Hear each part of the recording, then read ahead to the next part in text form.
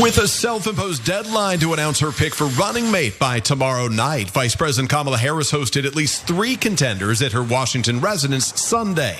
Arizona Senator Mark Kelly, Minnesota Governor Tim Walz, and Pennsylvania Governor Josh Shapiro. Kamala Harris is expected to announce her vice presidential pick in the next 24 hours, and together they will kick off a multi-state tour of several battleground states. Harris will announce her vice presidential pick by Tuesday night, when she and the candidate will appear in Philadelphia for the first of 7 rallies over the course of 5 days.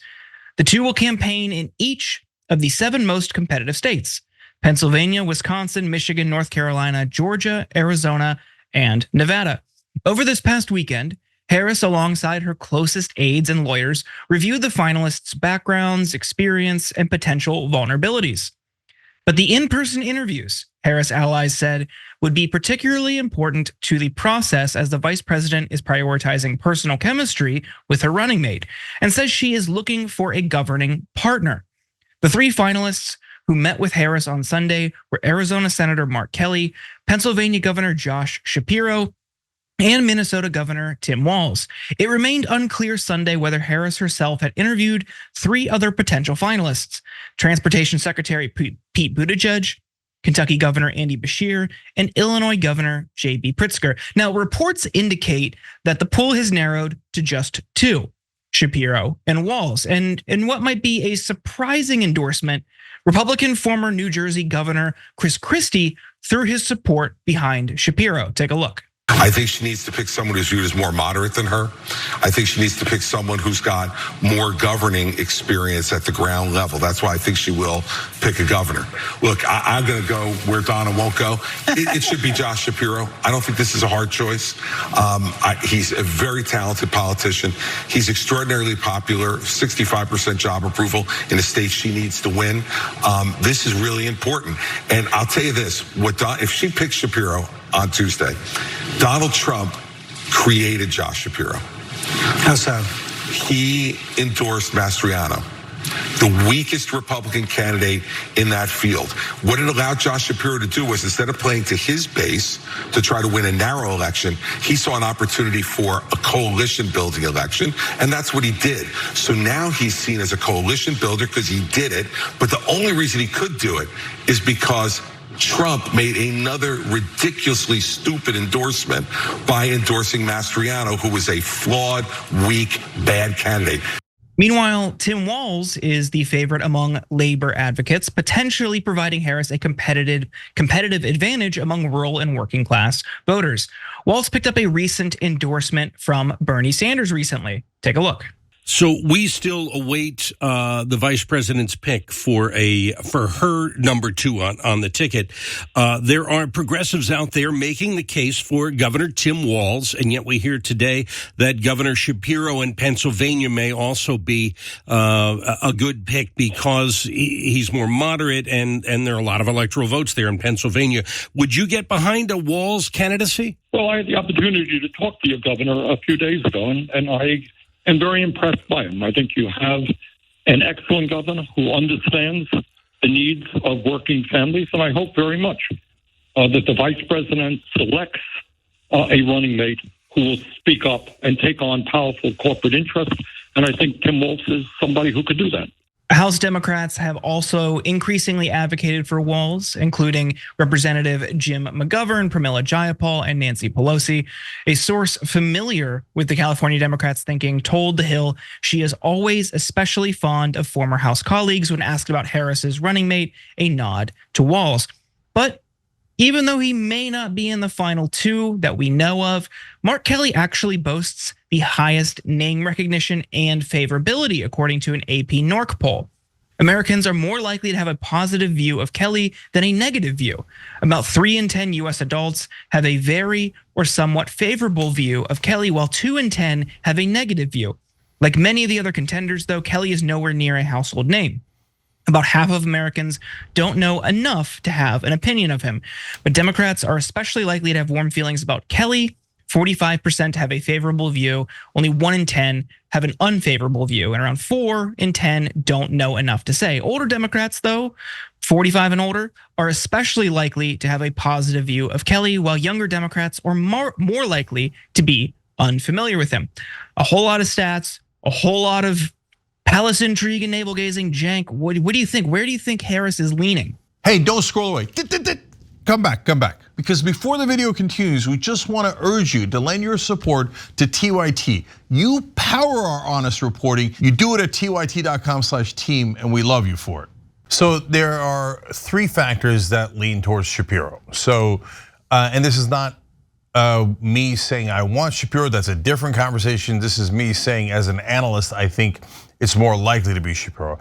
And I'm not even talking about the hints that have been dropped about how the rally is going to be in Philadelphia tomorrow and how the Philly mayor leaked the videos congratulating him on being the VP. She had that video ready, some intern pushed the button. They have no idea if that intern has no idea if it's Shapiro or not, right? I'm talking about 3 things that I think will make a big difference. So number 1, Democrats love to pick the compromise candidate. They do not like to pick the progressive candidate. So I wish it were the opposite, but it's not. So if she picks Walz, who is considered by most, though not necessarily me, but by most as the most progressive of the bunch, and I think he's definitely progressive, and I'm shocked that he's in the final 3. If she picks him, I'll be floored. I won't be able to believe it. It'll be the first time that's happened in a long time. And I will definitely take that as positive news that they are going in a more progressive direction. Usually they pick a guy like Mark Kelly, who's the most boring, conservative, corporate guy. Oh, a lot of people don't dislike him. That's because they've never heard of him. And so that's because he hides in a cave like most politicians do. Okay, so normally they'd go with a guy like Mark Kelly, but if Mark Kelly's in there as the most corporate friendly, most conservative guy, and Walz in there as the most progressive, they're gonna wanna compromise on Shapiro. That's usually how Democratic leadership thinks. So that's my sense. That's point 1. Point 2 is the guy leading the VP process is Eric Holder. Now this is the most important thing you should know. Barack Obama loves Josh Shapiro. Shapiro backed him way back in the day, like in 2007 when Obama started running against Hillary Clinton, and Shapiro was pretty much the only person in Pennsylvania Democratic politics that backed Obama. He backed him really early when most of the party was with Hillary Clinton. They've developed a personal, close friendship and relationship since then. They play basketball every once in a while. Obama asks, "Where's my guy? How's he doing?" etc. The fact that Holder is the VP guy helping to pick the VP, it makes a giant difference. Obviously, former Attorney General and very good friends with Barack Obama. And the person they brought into the campaign recently is David Plouffe. David Plouffe, another huge Obama ally, and ran his presidential campaigns. So all those things point towards Shapiro. So that is the most likely pick. We'll see. And I don't believe that it's between Shapiro and Walz. I don't know where that story came from, but how could anyone possibly know? Because she had these conversations are going to be at least partly determinative, as Jordan just told you, and we have no idea what happened in those conversations. So I'm surprised it's those final 3.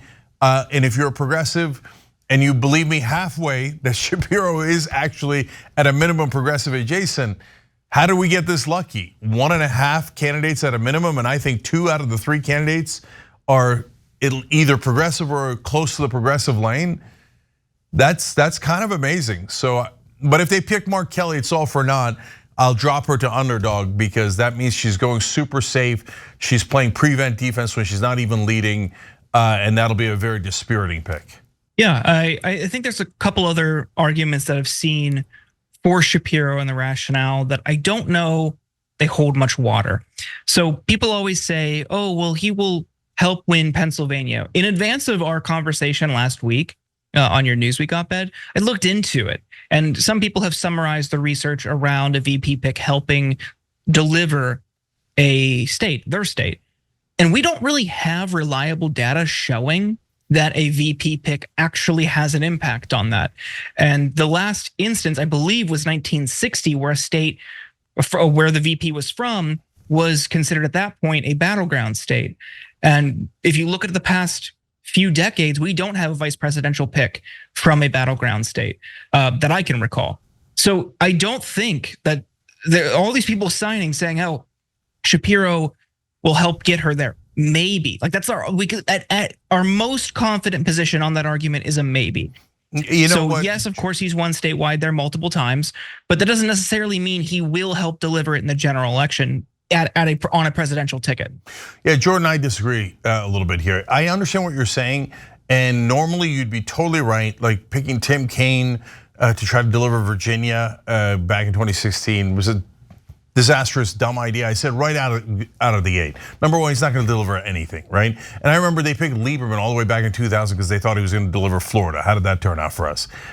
So generally speaking, you're right that that's not a great theory. In this case, though, I think we had an exception with 2 states. One was Whitmer in Michigan, and the other is Shapiro in Pennsylvania. Those 2 are so critical to this election, and of all of the states, Pennsylvania is the most critical, making a 35% difference, according to the analysts, on who's most likely to win, by far the most of any state. Yes, but can Shapiro actually deliver Pennsylvania? Because usually the VP pick can't, right? Well, number one, if you pick a super conservative, super boring, and not that popular a person within those states, then you're not necessarily going to get the job done. Lieberman was from Connecticut. They thought maybe he could deliver Jewish voters in Florida. It didn't really work that way. So, but in Pennsylvania, not only does Shapiro have a 90% approval rating among Democrats, and you might think, well, okay, yeah, among Democrats, I'm not that surprised by it, but still it's a very solid number. He has not been divisive at all in Pennsylvania, at least as Democrats there perceive it. But much more importantly, he has a 61% approval rating in a split that is nearly split, in a state that is nearly split right down the middle, 50-50. 61% is a giant number. He has built up a reservoir of goodwill in that state. And in a state that is that close, can he tip it over to winning? In this rare case, I think yes. So another thing that you mentioned, and I know this is what Eric Holder was supposed to be doing, which is vetting the candidates. Some of the opposition research about Shapiro that has come out over the past few days is alarming. And I want to distinguish things that I think are genuinely alarming from things that I think are being overblown. For instance, I don't care what he wrote as a college student when he was 20. I don't agree with what he wrote, but let's be honest with ourselves, with each other, with the audience. Nobody can sit here and say, yes, the things that I said and I wrote and I believed when I was 20 years old in college reflect who I am now as a 51-year-old. You're lying to yourself if you actually believe that. You might not like him, but be fair here. Like that's just such an unreasonable standard that I see a lot of people falling for, and it's ridiculous. The thing that I am concerned about is the case of Ellen Greenberg, which was a woman who was stabbed 20 times or died after suffering around 20 stab wounds, and it went into his office. That case, when he was in office, he oversaw that case. It was ruled, after years of sitting on it, it was ruled a suicide. That is kind of fishy. More reporting reflects that he allegedly is friends with the woman's fiance or partner at that time. It seems extremely fishy, and that is something I think, if he is the nominee, will come up and could present to be a big issue as the campaign continues. Yeah, so a couple of things, guys. There's a snap poll going on in the chat right now. Go participate. And the results are super interesting because as we're doing the show live, Tim Walz is leading, and we just asked Tim Walz or Josh Shapiro. You know, our audience is unlikely to pick Mark Kelly, and it's pretty close. Walz leads Shapiro 56-43 in the live show, but when you go over to YouTube community, still our audience, Shapiro leads 61-39. Interesting. So a little bit split there, but they're both within the 60-40 range. Really interesting. I agree with Jordan on the op-ed. Listen, I wrote an op-ed when I was in college that I totally regret, and I was a totally different person back then. And so I've got to give the same grace to other people. I can't then turn around and say, no, he should be judged for what he did when he was 20 or what he wrote. Almost an identical situation as me, right? So I certainly give him a pass on that, no question about it. In terms of his prosecutorial record, look, every prosecutor is going to get their every case nitpicked. That's just, and so, and maybe, I wanna be clear. I'm not saying that this case is nitpicking. I don't have an opinion on this case. I haven't studied it enough, right? But Kamala Harris has a bunch of cases too, and that's also going to be challenged. Oh, this was too liberal, this one's too conservative. I can't believe she didn't act on this. By the way, the number one case in terms of Kamala Harris, and we're probably going to talk about it more than Trump or his team is she let Steve Mnuchin off the hook in California for basically robbing us blind, and then he became the Treasury Secretary for Donald Trump. So my point is that you're always going to find what you think are bad cases in there. So it doesn't move me too much yet. I reserve the right to look more into it, obviously. But look, at this point, what we think and care about is really interesting to me. I'm curious how progressives view this. And as a lot of you know, I wrote the op-ed in favor of Shapiro. Jordan and I had a bonus episode, and now we put it up later for everybody else, where we had a debate about Walz versus Shapiro. I think both of them have shown courage in actually serving their citizens and endangering their corporate contributions while doing so. Well, Shapiro went after Wall Street a couple of times, went after the Catholic Church. Walz has done some beautiful progressive legislation in Minnesota. Walz used to be very conservative, not very conservative, but pretty conservative back when he was in the House. So that's kind of an interesting point. And remember, both Walz and Shapiro have conservative and progressive credentials. I think Walz has passed more progressive legislation in Minnesota, probably more than almost any governor. I'm not going to say almost, definitely more than any governor that I've seen. So that gives him a huge credibility with progressives. Bernie Sanders is backing him, unions backing him. If it's Walz, I'm good. That's a great pick, right? If it's Shapiro, you know my point of view on that. I think that he's going to have the courage to do some right things. I think he's very strategic, and tons of people disagree, but I think that it's going to take someone who cares about Israel to end the occupation. I don't think even Walz, who I like, is definitely not Kelly or Buttigieg or anybody like that, is going to step up and go, damn it, I want this occupation ended. And President Harris, no matter what, I want you to ignore AIPAC and all the donors, and we're going to go get a peace deal done. If Walz is that guy, I'll love him forever, but I would be surprised. The only person, in my opinion, that has a shot at doing that is Shapiro. So, but maybe I'm wrong, and you guys are split on it. So it's, and I love to see it. And I love to see the disagreements. We hash it out right here. Jordan, last thoughts. Well, I mean, we see splits in the polls. We also see pretty close competition, if you want to call it that, over on Polymarket. 54% are leaning Shapiro, 46% are leaning Walz, and those numbers are fluctuating pretty wildly. So, well, that gives you two things though. Number one, the information on them being the two finalists is apparently pretty solid if the betting markets have gone to pretty much 100% between those two. So that's a valuable piece of information.